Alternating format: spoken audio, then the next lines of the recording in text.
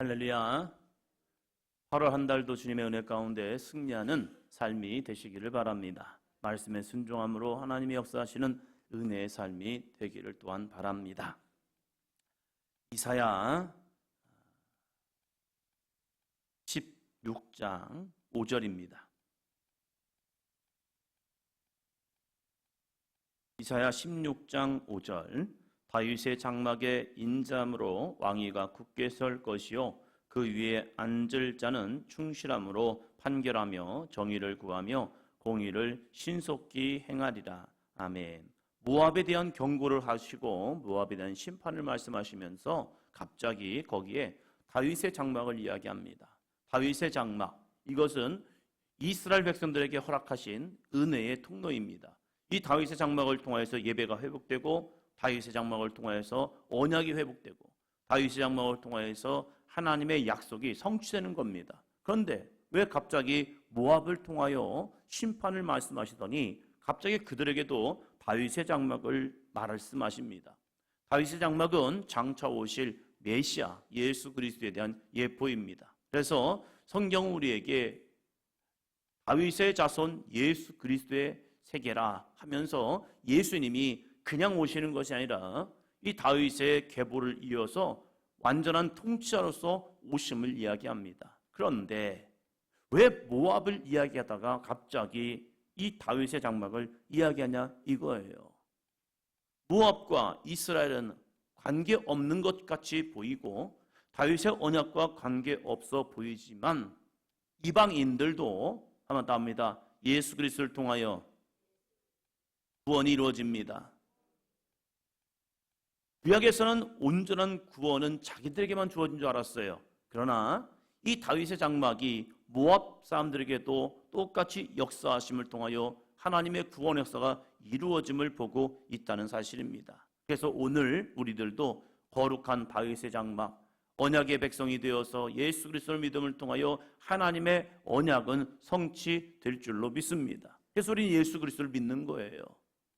그 예수 그리스도를 믿음을 통하여서 우리에게 주님과 함께 동행하는 믿음의 삶이 되지요. 그러면 왜 그들은 심판을 받는가? 왜 이방 민족들이 심판을 받는가? 하나님과 이방 민족들과의 무슨 연관점이 있는가? 하나님은 그들에게 심판하신 이유가 무엇인가? 17장 10절입니다. 17장 10절. 이는 내가 내 구원의 하나님을 잊어버리며 내 능력의 반석을 마음에 두지 아니한 까닭이라. 그러므로 내가 기뻐하는 나무를 심으며 이방의 나무가지도 이종하는도다. 아멘. 이는 내가 내 구원의 하나님을 잊어버리며 내 능력의 반석을 마음에 두지 아니한 까닭이라. 이스라엘 백성도 이방인들도 심판받는 이유가 무엇이냐? 내 구원의 하나님을 잊어버리는 것. 아니, 하나님은 이스라엘 백성들에게만 하나님을 나타내지 않았습니까? 구약을 보면요, 이 이스라엘 백성들, 아브라함의 자손들에게만 하나님을 나타낸 게 아닙니다. 하란에 있을 때 보면 아브라함이 아님에도 불구하고 아브라함의 이 조카였던 하란이나 많은 사람들이 하나님을 이야기합니다. 또한 하나님께서는 이스라엘 백성들, 아브라함의 후손들을 통해서 하나님의 이름이 증거되게 하셨죠. 그 이전으로 돌아가 보면 바벨론 탑을 짓던 그 시대에도요, 그들은 하나님을 이야기합니다. 그 전에 노아의 방주를 통해서도 보면 하나님은 만민 중에서 그의 이름이 증거되었습니다. 바울은 자연만상을 통하여서 하나님이 하나님 되심을 우리에게 끊임없이 전하고 있었던 사실이에요. 그래서 사람들은 하늘을 향하여 제사를 드렸습니다. 근데 그 하늘을 향하여 하나님께 제사 드릴 때에 하늘에 계신 하나님이 아니라 태양을 바라보면서 하나님, 하늘에 계신 하늘님, 이러한 모습으로 그저 하늘을 주목하면서 거기에 누가 계실까? 그러면서 많은 우상 숭배를 하였죠. 많은 이 세상의 이치를 바라보면서 거기에는 누군가 계시다. 누군가 계셔서 이 모든 삼라만상을 운행하시고 이끌고 있다. 이런 믿음으로 사람들이 살아갔지요. 그런데 중요한 건 무엇입니까? 그들이 하나님, 여호와 하나님을 잊어버리고 다른 무언가를 찾고 있었다는 사실이에요. 그 이유를 보니까 뭡니까? 내 능력의 반석을 마음에 두지 아니한 까닭이었다. 마음에서 하나님을 두지 아니하니까 그 빈 마음을 채우기 위해서 세상의 많은 것들을 바라보면서 나무를 향해서 돌을맹이를 붙잡고 이게 하나님인가 해서 비나이다 비나이다 비나이다 라고 이야기했다는 사실이죠. 도대체 우리는 그러면 어떻게 바라보이냐 이거예요. 우리가 이 8월 한 달을 시작하면서 하나님을 잊어버리지 않기를 주의 이름으로 축원합니다. 늘 하나님을 마음에 두고 묵상하며 그분과 함께 동행하시고 우리의 하나님을 두고 하나님을 더욱더 사랑할 수 있는 믿음의 삶이 되기를 주의 이름으로 축원합니다. 마음과 뜻과 힘을 다하여 내 하나님 여호와를 사랑할 수 있는 이 8월 되기를 주의 이름으로 축원합니다. 그렇게 하나님을 찾으면요 어떠한 역사가 이루어집니까? 19장 18절입니다.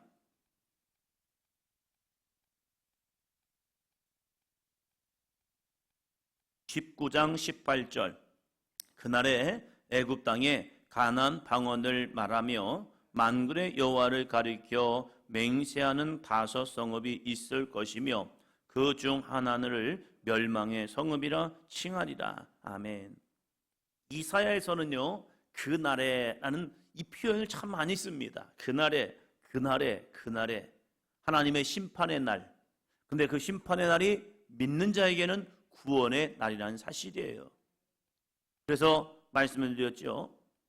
죽음은 믿지 않는 자에게는 멸망으로 가는 시간이지만 믿는 자에게는 하나님의 나라, 영원한 그 천국으로 가는 은혜의 날이라는 사실입니다. 그래서 우리는 그 날을 사모하며 기도하며 나아가야 합니다. 그날에 애굽이 어떻게 됩니까? 이 19장 초반부에는 애굽에 대한 경고를 이야기합니다. 애굽이 어떻게 심판받을 것인가를 이야기합니다. 그런데 그 애굽에도요 그날에 가나안 방언을 말하며, 가나안 방언이 무엇입니까? 이집트는 이집트 언어가 있어요. 이집트 말이 있어요.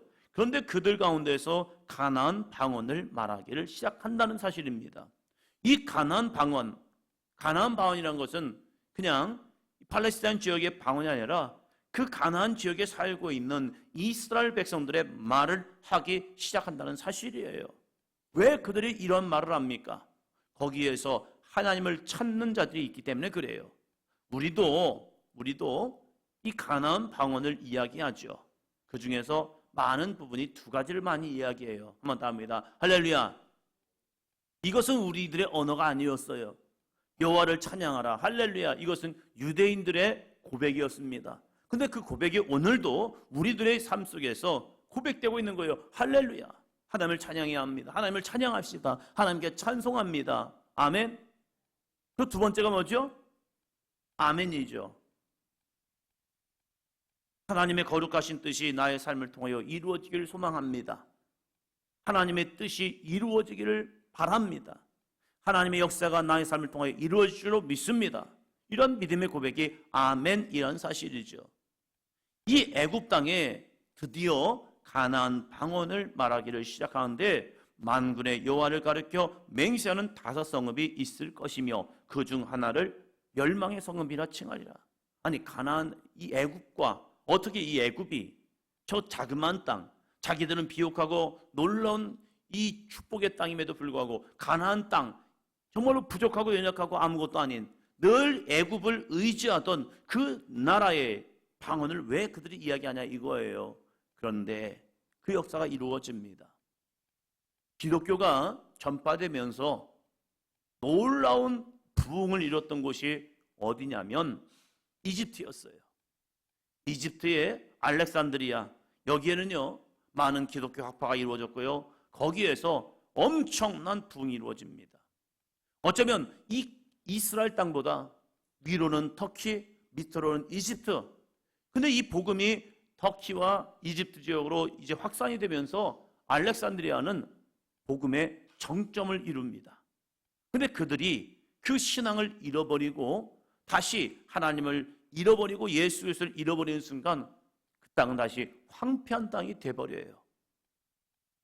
하나님을 붙잡을 때는 놀라운 하나님의 역사를 경험하지만 그 하나님을 놓쳐버리는 순간 다시 그 땅은 폐허가 되고 있다는 사실이에요. 우리의 신앙도 마찬가지죠. 우리가 믿음으로 주 예수를 붙드는 순간 하나님의 은혜와 복은 반드시 우리 가운데 임할 줄로 믿습니다. 그러나 그것을 잃어버리는 순간 우리는 다시 황폐한 삶이 되고 있다는 거예요. 우리가 은혜 받을 수 있죠. 은혜 받을 때 성령 충만하죠. 그러나 그 은혜를 붙들지 아니하고 은혜를 다시 우리의 마음속에 되새김질하지 아니하면 은혜 받은 거 좋다니까요. 근데 그 은혜가 또 소멸되고 있어요. 어렸을 때에 고민성이 그거였어요. 수련회 가서 열심히 부르짖어 기도합니다. 이제 누나들과 형들과 함께 수련회 가서 열심히 부르짖고 정말로 와요.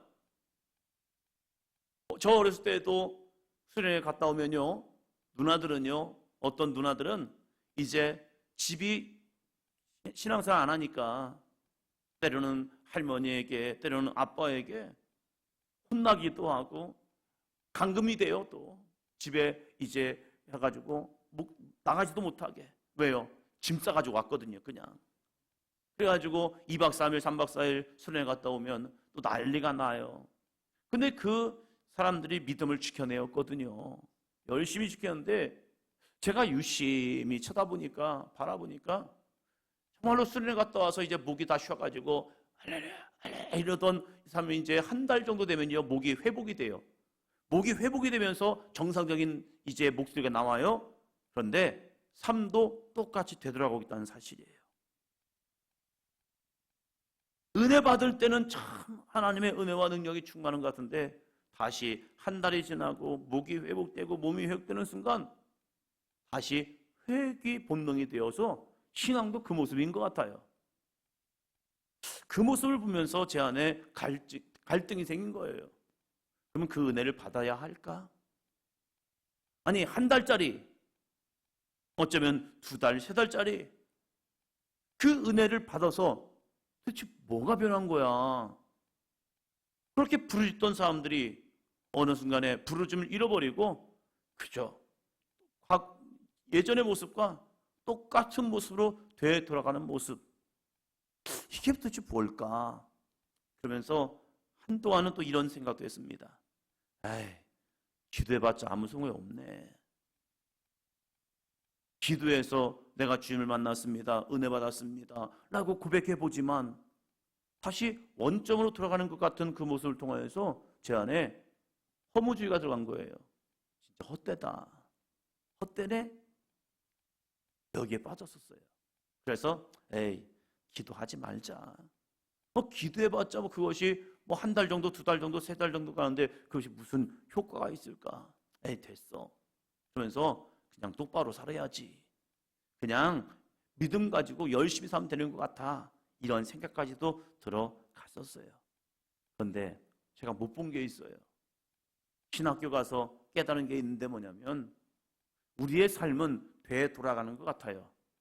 그런데 은혜를 받으면 1층에서 2층, 2층에서 3층에 올라가는 것처럼 점진적 성화가 이루어지고 있다는 사실이에요. 어제 내 모습과 은혜 받아서 다시 돌아왔지만 그 돌아온 것 같은 삶에서는 한 단계 믿음의 성숙이로서 거기에서 또 다른 돌고 있는, 내가 그대로 돌아가는 것 같지만 어제의 모습과는 다른 모습으로 나는 성장되고 있다는 사실이에요. 아, 그렇구나. 내가 놓쳐버린 게 바로 그거구나. 이 은혜를 놓쳐버리면 많은 사람들이 기도하다가 낙심한 이유가 그거예요. 기도할 때는 뭔가 되는 것 같고 다시 밖으로 나가는 순간 안 될 것 같지만 그 되어진 삶을 통하여서 내 안에 자그마한 믿음들이 성장하고 있다는 사실이에요. 그 과정을 통하여서 내가 어느 순간에 하나님이 기뻐하시는 믿음의 분량까지 자라나고 있다는 사실입니다. 낙심하지 말고 다시 한번 이 8월 한 달을 믿음으로 도전하기를 주의 이름으로 축원합니다. 그럴 때 그날에 이 애굽 땅에 계속 반복이 돼요. 16절에서부터 계속 그날에 무슨 일이 이루어지느냐? 19절이요. 그날에 애굽 땅 중앙에는 여호와를 위하여 제단이 있겠고 그 변경에는 여호와를 위하여 기둥이 있을 것이요. 애굽 하면 피라미드만 생각나시죠? 아니에요. 이 애굽 땅에도요 하나님의 거룩한 성전들이 세워지는 은혜를 경험하게 됩니다. 놀라운 역사예요. 그날에 여호와의 제단이 그 중앙에 서게 되는 거예요. 예수 그리스도를 믿지 않던 사람들에게 예수 그리스도를 믿음을 통하여 그 중심에 하나님의 거룩한 성전된 믿음의 삶을 살아갑니다. 아멘. 20절 볼까요? 이것이 애굽 땅에서 만군의 여호와를 위하여 징조와 증거가 되리니 이는 그들이 그 압박하는 자들로 말미암아 여호와께 부르짖겠고 여호와께서는 그들에게 한 구원자이신 보호자를 보내서 그들을 건지실 것임이라. 아멘. 왜 그들에게 이런 은혜가 주어지느냐? 그들이 그 압박하는 자들로 말미암아 뭐라지요? 여호와께 부르짖겠고. 핍박이, 압박이 때로는 은혜가 되고 있는 거예요. 우리는 핍박, 박해, 압박 이것이 큰 문제라고 생각합니다. 아니요. 이 기독교 역사를 보면요. 핍박과 박해, 압박을 통하여서 복음은 더욱더 확장되었습니다. 때로는 우리들에게 이 핍박과 박해를 견딜 수 있는 믿음이 있어야 하는 거예요. 이 과정을 이겨내면 그 부르짖는 믿음의 삶을 통하여 하나님은 한 구원자이신 예수 그리스도를 보내심을 통하여 그들 가운데 하나님의 거룩한 구원을 보게 하십니다. 아이들에게 기도해 줄 때에 하나님 고난 없는 인생이 아니라 그 고난을 통하여 성장하는 믿음이 되게 하여 주시옵소서. 평안한 길이 아니라 때로는 고난의 길을 통하여 더욱더 강건케 되는 은혜가 있게 하여 주시옵소서. 질병이 문제가 아니라 그 질병을 이길 수 있는 건강함을 주시면 되는 거예요. 그런 바이러스를 이겨내는 거예요. 왜 이렇게 이 시대가 많은 전염병이 있고 또 다른 질병들이 납니까? 면역력 때문이라고 하더라고요. 점차적으로 면역력이 약해진다는 거예요. 왜요? 조금만 아프면 병원에 가서 막 주사 맞으니까 스스로 면역력이 약해지기 시작하는 거예요. 그러나 면역력이 강해지면요 어떠한 질병도 이겨낼 수 있는 힘이 주어집니다. 박해가 없는 인생의 문제가 아니라 박해를 견딜 수 있는 믿음, 세상의 유혹을 이길 수 있는 믿음, 그 믿음을 위해서 우리는 싸워야 합니다. 세상과 주님을 선택할 때에 세상이 아무리 우리에게 달콤하고 좋아 보여도 그것을 내려놓고 나는 오직 주님만 섬기겠나이다. 이 믿음의 자녀로서 키울 수 있는 우리들의 결단이 필요하다는 거예요. 부르짖을 때에 하나님은 반드시 구원자를 주십니다. 그러면 그들이 어떻게 합니까? 21절이요. 여호와께서 자기를 애굽에 알게 하시리니 그날에 애굽이 여호와를 알고 제물과 예물을 그에게 드리고 경배할 것이요 여호와께 서원하고 그대로 행하리라. 누가요? 애굽에서요. 이스라엘은 이걸 버렸어요. 그날에 애굽이 여호와를 알겠다는 거예요. 안다는 건 뭐예요? 여호와를 경험한다는 사실이에요. 은혜를 경험하고 하나님을 체험할 수 있는 믿음, 이 믿음이 살아있는 믿음으로 됩니다. 아멘. 여러분의 삶 속에서도 여호와를 경험하고 여호와와 함께하는 주 예수 그리스도와 함께하는 삶이 되기를 주의 이름으로 축원합니다. 경험해야 해요. 경험하지 못하면 아는 하나님으로 끝나버려요.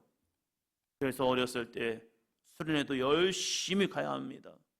거기에서 부르짖어 기도해야 합니다.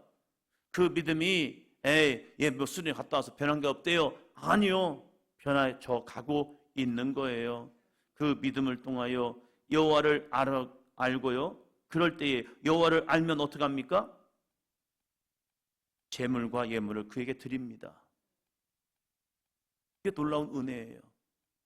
은혜를 경험하면 하나님 앞에 나의 것을 드려요. 목사님 저는 드릴 게 없어가지고요. 그래서 저는 이렇게 했어요. 제 몸을 드렸습니다. 내가 목회자가 되겠다 이게 아니라 내가 정말로 드릴 게 없는 거예요. 근데 은혜는 경험했어요. 은혜를 경험하고 하나님께 뭔가를 드리고 싶은데 뭘 드릴까 하다가 몸을 드려야겠다. 그래서 그 어린 청소년 때에 교회 가서 청소를 했어요. 왜? 헌신도 하나님께 드려지는 거룩한 예물이다. 이 믿음을 가졌기 때문에 그래요.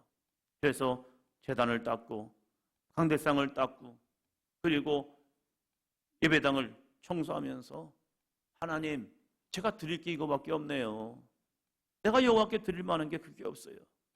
어떤 사람은 물질로 주님 앞에 자신의 헌신을 드리지만 저는 드릴 게 없어요. 그래서 열심히 헌신했어요. 충성했어요. 그걸 또 다른 사람이 고백할 수도 없어요. 왜? 창피하니까. 근데 어느 날 저에게 주신 것은요, 야, 하나님께 드리면 심는 거야. 그 심을 때 너는 뭘 받기 원하니? 저는 정말로 기도했어요. 하나님, 저 돈 받기 원해요. 저 돈 좀 있었으면 좋겠어요. 그랬더니 하나님께서 저에게 주신 것은 야, 그걸 심어봐. 하나님 없다니까요. 그럴 때 여전히 생각나는 것, 저의 비상금. 감춰둔 비상금. 쓰지 않는 비상금. 그게 또 있더라고요. 그건 하나님, 이건 드릴 수 없는 건데요. 그걸 드리는 거더라고요. 그러면서 하나님이 주신 응답은 뭐냐면 심은 대로 거두게 되리라. 아멘. 하나님은 우리가 먹고 남은 용돈을 드리는 게 아니라 내가 써야 할 것 중에서 내가 이걸 써야 하는데 이걸 하는 거예요. 내가 먹고 싶은 게 있는데 하나님, 먹고 싶은데 정말로 먹고 싶은데 하나님, 이걸 먹지 않고 함께 드릴게요. 이거요. 제가 그랬잖아요. 그래서 제가 지금도 좋아하는 것은 핫도그라고. 중학교 교문을 나오면 핫도그 냄새가 쫙 풍겨납니다. 애들은 학교 끝나고 그 핫도그 하나 먹는 게 얼마나 꿀맛인데요. 그런데 자전거 타고 그냥 훅 지나갑니다. 왜요? 늦게 지나가면 그 냄새에 유혹되니까. 그러면서 그 냄새만 맡고 쑥 지나가면서 그 이제는 핫도그를 사 먹을 수 있는 돈이 있잖아요. 그래서 예전에 그 맛은 아니지만 맛볼 때마다 그때가 생각나요. 그러면서 하나님께 드리는 거예요. 저희 자녀들에게 또 이야기합니다. 야, 너 헌금 얼마 드리니? 그러면 헌금을 준대요. 야, 그러면 너는 얼마짜리 음료를 마시니? 너는 얼마짜리 밥을 먹니? 밥 먹는 건 비싼 거 먹고 싶어요. 헌금은 적게 드리길 원해요. 이게 뭐냐? 하나님은 우리의 마음 중심을 원하셔. 나를 위해서는 그렇게 쓰지만 하나님께는 그렇게 드리지 못한다면 하나님이 그 모습 보면서야 복을 주시겠니? 헌신과 희생이란 것은요, 바로 그거예요. 예물은 은혜 받은 자만이 드릴 수 있습니다. 그래서 여호와를 아는 자들이 제물과 예물을 드린대요. 또 여호와께 서원하고 그대로 행하리라. 하나님께 약속한 것은 그대로 지켜낸답니다. 우리 8월 한 달이 이러한 믿음의 삶이 되기를 주의 이름으로 축원합니다. 그럴 때 은혜가 주어집니다. 22절 마지막으로 여호와께서 애굽을 치실지라도 치시고는 고치실 것이므로 그들이 여호와께로 돌아올 것이라. 여호와께서 그들의 간광을 들으시고 그들을 고쳐주시리라. 아멘. 아무나 하나님이 고쳐주지 않습니다. 아무나 하나님이 회복하지 않습니다. 아무나 하나님께서 그들의 간구를 듣지 않습니다. 구원의 문은 열려 있지만 아무나에게 주어지는 것은 아니라고 말씀을 드렸어요. 분명히 여호와께 돌아오는 자, 8월 한 달이 이 주님 앞에 더욱더 가까이 나아가는 은혜의 삶이 되기를 주의 이름으로 축원합니다.